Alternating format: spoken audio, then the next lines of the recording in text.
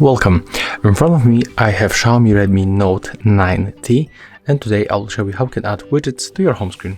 So you have to click and hold your home screen just like that, and then tap on the widgets below.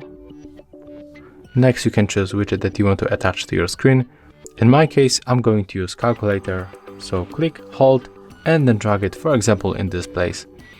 As you can see right now we can use our widget, and when you click and hold it and then slide for the right, for another screen, you can easily move it just like that.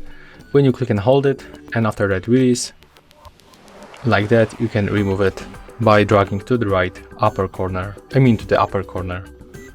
to the upper section of the screen. Sorry guys, I just misspell.